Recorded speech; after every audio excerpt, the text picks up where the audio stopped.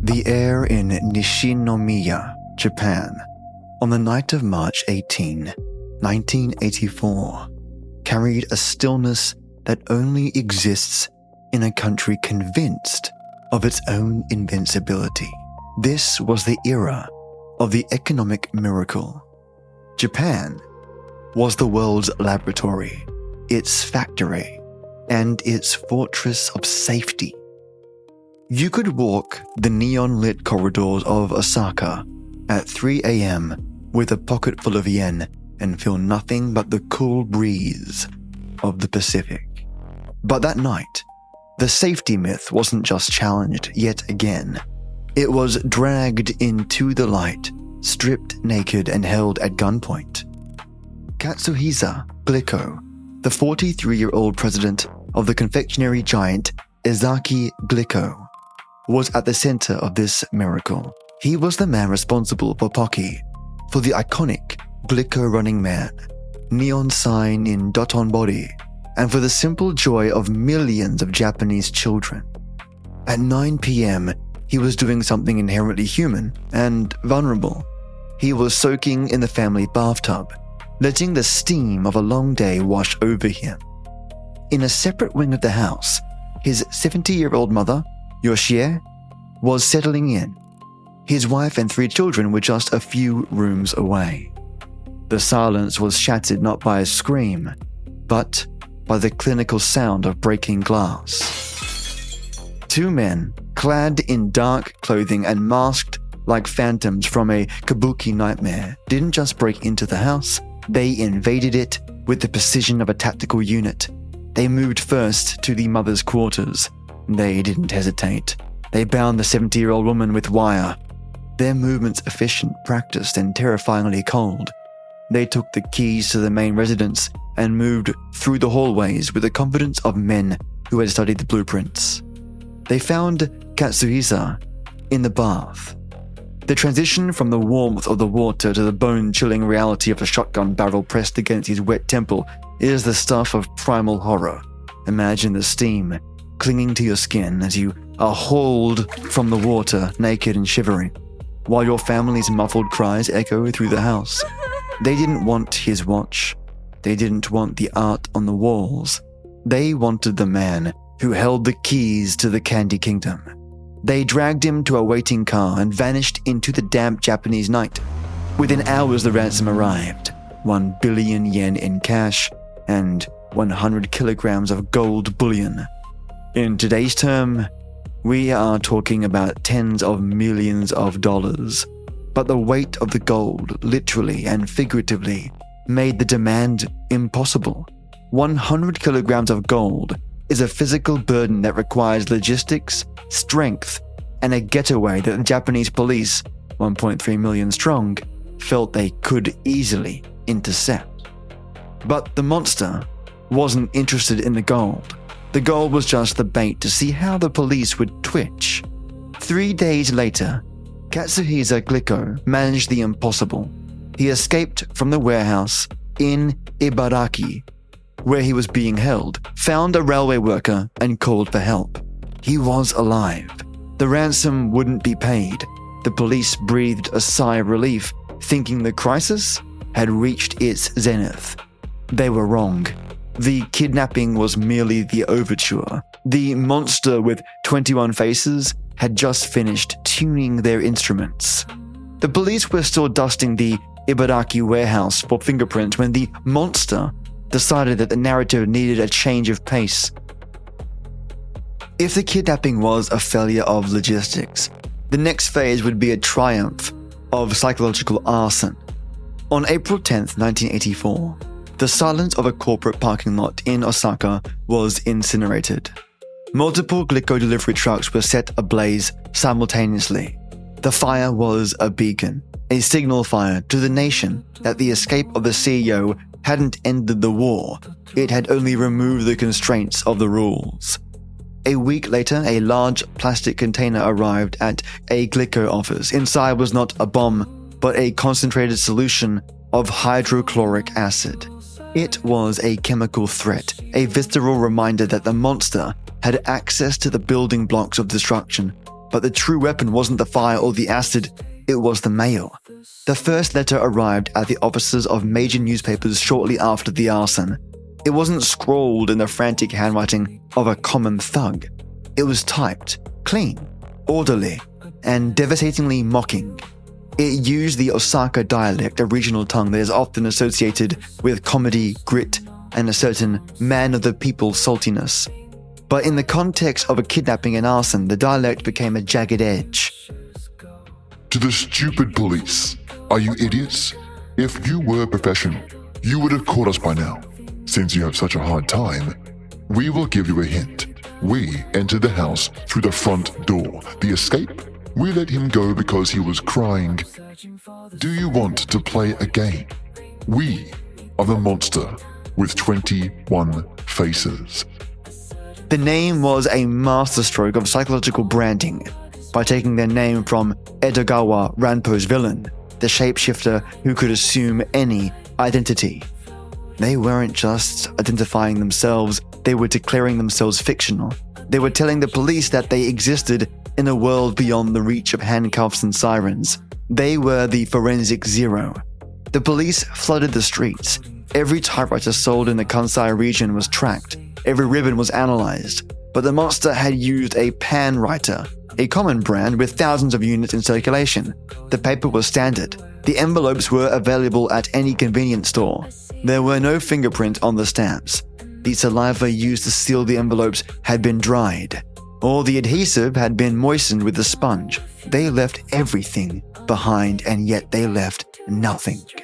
This was the birth of the Forensic Zero era in Japan. The police were looking for a person, but the monster was a concept.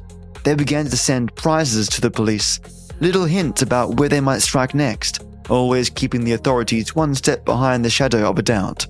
They were treating the 1.3 million officers of the Japanese police force like a high school drama club. By May 1984, the monster realized that attacking a CEO was too small a stage. They needed to attack the consumers. They needed to turn the very joy Glico provided into a source of biological terror. They sent a letter claiming that they had laced Glico candies with hydrogen cyanide. Imagine the transition in the public consciousness. One day, a box of Glico chocolates is a reward for a child's good grades. The next, it is a chemical weapon. Cyanide is a particularly cruel choice. It is fast, it is invisible, and it triggers a visceral, biological fear of the very air we breathe. It interferes with the body's ability to use oxygen. It is, in effect, an internal suffocation. By threatening the candy, the monster was threatening the lungs of the nation's children. The economic fallout was instantaneous and total. Glico was forced to pull every single product from every shelf in Japan. Millions of boxes of Pocky, Pretz, and chocolates were hauled to industrial incinerators. The sight of these mountains of candy being destroyed was a funeral for the safety myth yet again. Glico's stock price plummeted. Their workforce sat in empty factories, staring at machines that had nothing to do but rust. The monster had achieved the economic kill. They had destroyed a multi-million-dollar corporation without killing a single person. They had proven that in the modern world, a well-typed letter is more powerful than a battalion of soldiers. But then, the monster did something even more baffling. They forgave them. The forgiveness of Glico is perhaps the most unsettling move in the monster's entire repertoire. In a letter sent in late June 1984, they wrote, "The president of Glico has already gone around with his head down long enough. We would like to forgive him. In our group, there is a 4-year-old kid who cries for Glico every day. It's a drag to make a kid cry because he's deprived of the candy he loves." This was psychological gaslighting on a national scale. They were positioning themselves as the benevolent arbiters of mercy, even as they stood over the charred remains of a company's reputation. But the reprieve was a lie. They weren't stopping. They were just changing the channel. They turned their attention to Morinaga Marudai Ham, a house food corporation. If Glico was the warning shot, the Morinaga spree was the siege. The monster began placing boxes of Morinaga candy on store shelves, but these boxes carried a mark of death. They were hand-labeled with stickers that read, "Danger contains poison." You will die if you eat this. Signed, the monster with 21 faces. To understand the weight of this threat, you have to understand the biological reality of hydrogen cyanide. When ingested, it binds to the iron in the cytochrome C oxidase enzyme in the mitochondria. It effectively shuts down the cellular power plants. The heart and brain, the most oxygen-dependent organs, are the first to fall. The victim doesn't just die, they suffocate on a cellular level while their lungs are still full of air. It is a terrifying, spasming descent into darkness. By labeling the poisoned boxes, the monster was performing a twisted form of ethical terrorism. They were saying, "We could kill you, but we chose to let you see the weapon first." It turned every grocery store in Japan into a high-stakes game of Russian roulette. Mothers stopped letting their children go to the candy aisle. Sale clerks were instructed to watch the shelves with the intensity of snipers. It was during this period of heightened vigilance that the monster finally stepped into the frame. On June 28, 1984, the monster demanded 50 million yen from Morudai Ham. They instructed a Morudai employee to board a train heading from Osaka to Kyoto. An undercover officer trained in the art of the tale took the employee's place. He sat on the train, the bag of cash at his feet, his heart hammering against his ribs. He saw him. Sitting across the aisle was a man who looked like he'd been carved out of the very shadows the police were hunting. He was large, athletic, and dressed in a nondescript suit, but it was his eyes that froze the officer's blood. They were slanted, sharp, and darting with a terrifying predator-like intelligence. This was the man who had come to be known as the Fox-Eyed Man. The train rattled through the Japanese countryside. The metallic rhythm of the tracks, the only sound in the tense cabin. The Fox-Eyed Man didn't look at the money. He looked at the officer. He looked through him.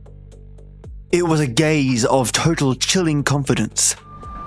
When the train pulled into the Kyoto station, the Fox-Eyed Man stood up, stepped onto the platform, and simply dissolved into the crowd. The undercover team scrambled. They had him in their sights. They had the perimeter locked down. But the Fox-Eyed Man moved with a fluidity that suggested he knew every exit, every blind spot, and every police frequency. He vanished. He didn't just escape, he humiliated them. He stood there 3 feet away from the law and walked away without breaking a sweat. Days later, a second figure appeared. A grocery store security camera in Osaka captured a man, the videotaped man, placing a box of Glico chocolates on a shelf. He wore a Yomiuri Giants baseball cap pulled low, his movements calm and deliberate. He wasn't a monster, he was a ghost. He was a ghost. He looked like a salaryman, any father, any citizen. And that was the horror of it. The monster wasn't an outsider, the monster was everyone. The police released the footage and the sketches of the Fox-Eyed Man to the public. 1.3 million officers were now looking for those two faces. They raided Yakuza dens. They interviewed thousands of disgruntled former employees, and they tracked every lead to the ends of the archipelago.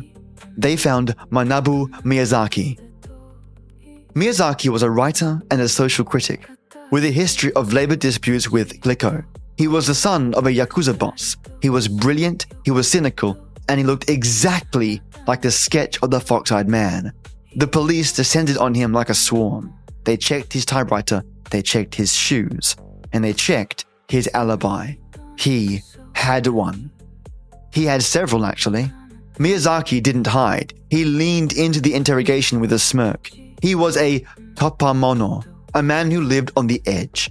He knew the police had no physical evidence. He knew that in the world of the forensic zero, a resemblance is not a conviction. They had to let him go. The investigation was stalling and the public was starting to turn. They weren't just afraid of the poison anymore, they were starting to find the monster's taunts amusing. The monster was winning the war of perception, and that was when the police force's sense of honor, the very thing that held the country together, began to burn. By late 1984, the monster had turned its full psychological arsenal toward Morinaga, the oldest and most respected candy maker in Japan. This wasn't just corporate sabotage, it was a cultural assassination. They began a series of letters addressed directly to the mums of Japan. To the mothers of Japan, In autumn, when appetites are stimulated, sweets are delicious.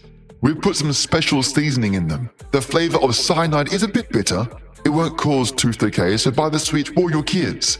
We've attached a list of the stores where we put the special candy. The genius of the monster was in the truth. They were actually telling the mothers which stores to avoid, thereby creating a map of fear. If they said a store in Osaka was safe, the stores in Tokyo felt like death traps. They were manipulating a geographic anxiety of an entire nation. The police were forced to guard every grocery store, every mum and pop candy shop, and every vending machine in the country. It was an impossible task. The 1.3 million officers were spread so thin, they were practically invisible. In November 1984, the monster demanded 100 million yen from House Food Corporation. This was to be the final showdown. The police were done playing games. They set up a massive sting operation on the Meishin Expressway near a rest stop in Otsu. They had snipers in the trees, undercover agents in the bathrooms, and a delivery van rigged with cameras and transmitters. The drop point was a fence under a white cloth. The money was in the van. The police waited, their fingers on the triggers, their breath fogging in the cold November air. Then a local patrol car, unaware of the top-secret sting, spotted a suspicious station wagon parked near the fence. The engine was idling, the lights were off. The patrol officer, a man simply trying to do his job, pulled up and shone his high beam flashlight into the driver's window. The light illuminated a man in a golf cap. He was wearing heavy, professional, wireless headphones. He was listening to the police frequencies. For a split second, the officer and the ghost locked eyes. It was the fox-eyed man. Before the officer could even reach for his holster, the station wagon roared to life. It swerved around the patrol car with a screech of tires and tore onto the expressway. The police gave chase, but the monster had modified the vehicle. It was faster, it was lower, and it was driven by someone who knew the Meishin Expressway like the back of their hand. The station wagon vanished into the darkness of the Shiga prefecture. When the police found the car hours later, it was abandoned in a field. It was wiped clean. The only thing left behind was a vacuum, a forensic zero. The humiliation was complete. The police had a 100-to-1 advantage. They had the high ground, and they had the technology, and yet the fox-eyed man had slipped through their fingers like smoke. The pressure began to settle on the shoulders of one man, Superintendent Shoji Yamamoto, in the Shiga Prefecture Police. Yamamoto was a man of the old school, a man from whom responsibility was not a word, but a religion. He had been in charge of the Meishin sting. He had been the one who allowed the fox-eyed man to escape. In Japan, the failure of a mission of this magnitude isn't just a professional setback, it is a stain on the lineage. For months, Yamamoto lived in a state of quiet, agonizing shame. He was mocked in the press, he was ridiculed in the monster's letters. He watched as his men grew demoralized and the public grew terrified. On August 7th, 1985, Superintendent Yamamoto decided that the only way to wash away the stain was with fire. He didn't leave a note for his family. He didn't call a press conference. He waited until the afternoon sun was high over the Shiga police headquarters. He walked onto the roof where the wind carried the scent of the nearby mountains. He carried a canister of kerosene. He didn't just kill himself.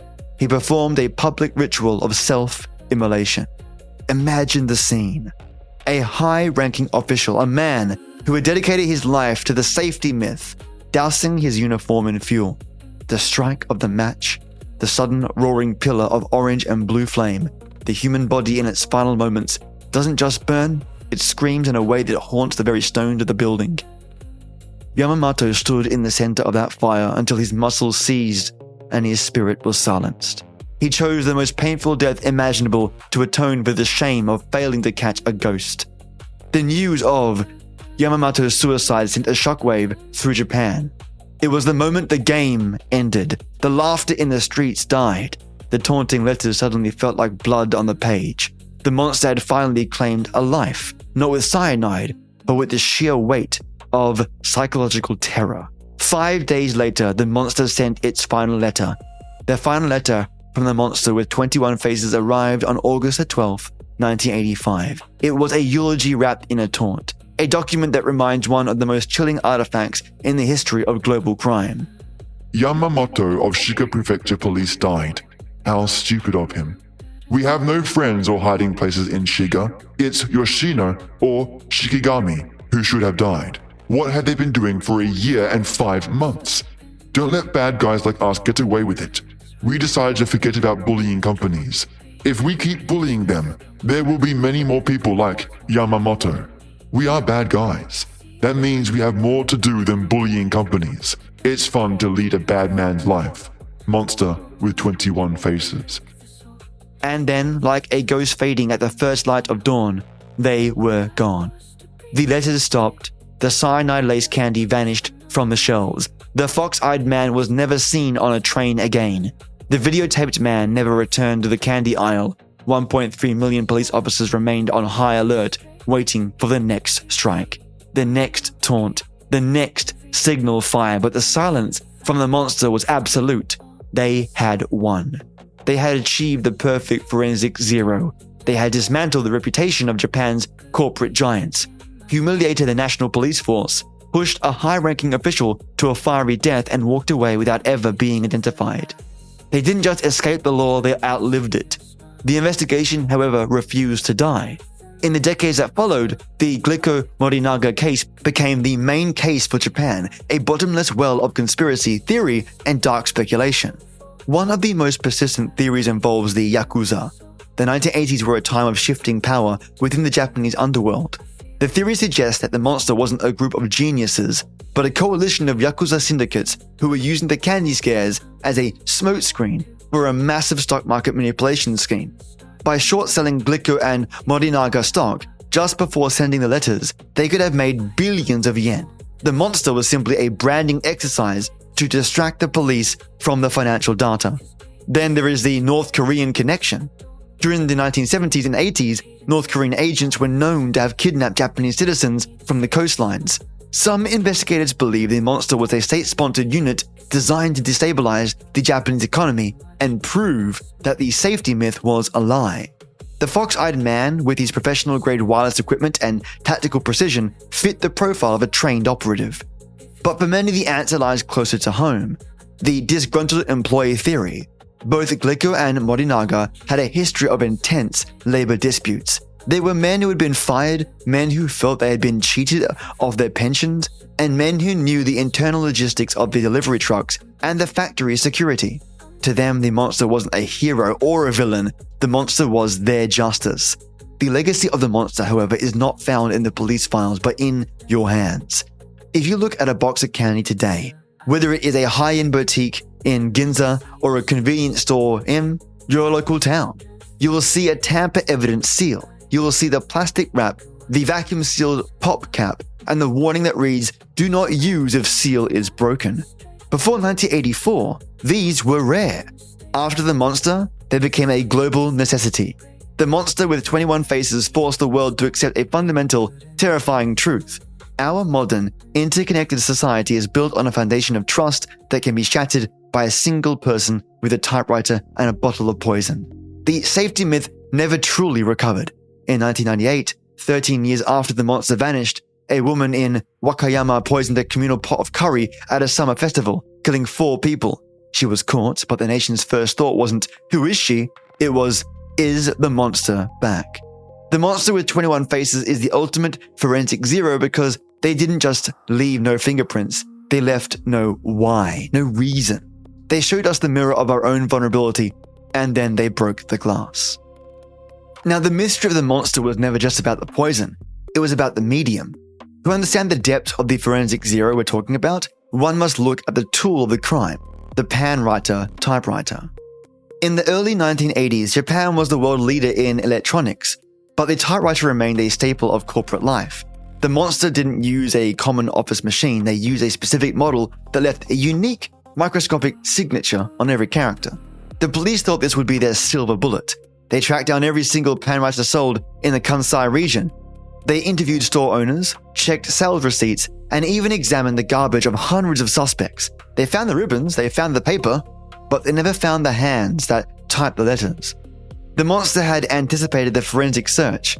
They used multiple machines, they swapped ribbons, and they used a specific type of paper that was manufactured in bulk for school notebooks.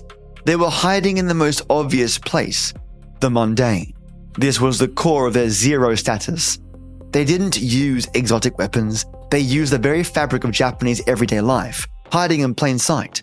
Then there was the language. The Osaka dialect, Kansai-ben, used in the letters was a weapon of its own. In Japan, dialect is more than just an accent, it's a social marker. By using the rough, street-level Osaka dialect, the monster was mocking the high Japanese of the corporate elites in Tokyo. They were playing the role of the edoko, of the underworld, the charming, dangerous rogue who speaks for the people while robbing the bank. Linguists analyzed the sentence structure. They found that the writer was likely older, possibly educated in the pre-war era, but with a sharp modern understanding of media manipulation. The monster wasn't a single person, it was a collective persona. They wrote as if they were a gang of 21 different people, each with a different face, a different speciality, and a different motive. This was the ultimate forensic hurdle. How do you profile a suspect who is constantly shifting their psychological skin? The police were fighting a war on 21 different fronts. As the year ticked by, the investigation turned into a race against the statute of limitations. In Japan at the time, the legal clock for kidnapping and attempted murder was 15 years. The police were desperate. They created a special task force, the Glico-Morinaga unit, that worked 24 hours a day, 365 days a year. They reopened every lead, they re-interviewed every witness, they returned again and again to Manabu Miyazaki. Miyazaki was a man who seemed to relish the attention. He was a writer who understood the power of a good story, and the monster was the best story in Japan. During his interrogations, he would lean back, light a cigarette, and offer the police theories that were so close to the truth they felt like confessions. He was the master of the topamono lifestyle, living outside the law but never being caught by it. The police searched his home, they searched his office, they even tracked his movements on the night of the Glico kidnapping. But Miyazaki was a phantom. Every time they thought they had a forensic one, a physical link, it would dissolve. He had alibis that were backed by the very Yakuza bosses the police were afraid to touch. He had typewriter ribbons that matched the brand, but not the machine. He was the perfect suspect, and that was exactly why he could never be the perpetrator. The monster was too smart to be perfect. By the late 1990s, the monster had become part of Japanese folklore, but the folklore had a dark side. The copycat era had begun. In 1998, a woman named Masumi Hayashi was arrested for the Wakayama curry poisoning. She had added arsenic to a communal pot of curry at a summer festival, killing 4 people, including children. The nation was paralyzed. The safety myth once more was not just cracked, it was shattered. The police initially looked for a link to the monster. Was she a disciple? Was she part of the original group? The answer was more depressing. She was simply a person who had learned from the monster that the easiest way to hurt a society is to poison its communal joys. The monster had provided the blueprint of agony. They had shown that you didn't need a motive, you just needed a weapon and a crowd. On a cold day in February 2005, the final statute of limitations for the Glico-Morinaga case had expired. The monster with 21 faces was officially beyond the reach of the law.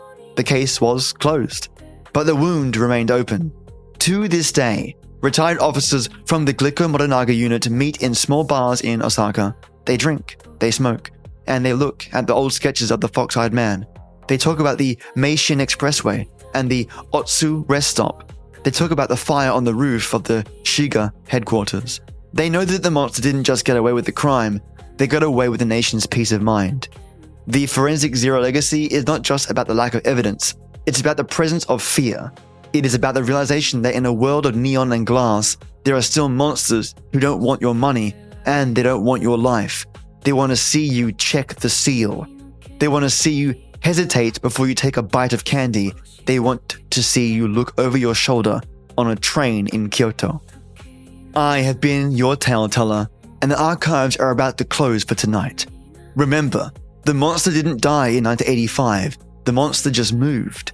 He is in the grocery store. He is in the delivery truck. He is in the pop of that cap. sleep with the lights on, and for the love of everything that is still safe in the world, never trust a gift you didn't ask for. And yes, the archives are closing for tonight, but the echo of the 21 Faces remains.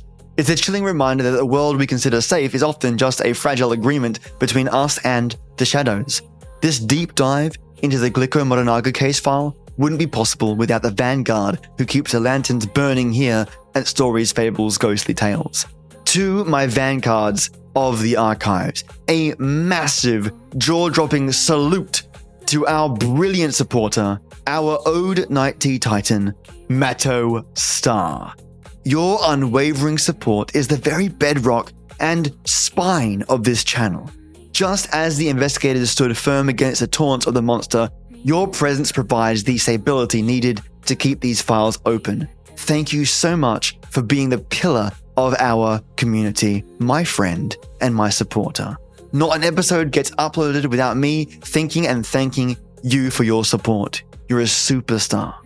Now, Matto, given your perspective, do you think the monster truly retired because of the shame of Yamamoto's death, or were they simply finished with the performance?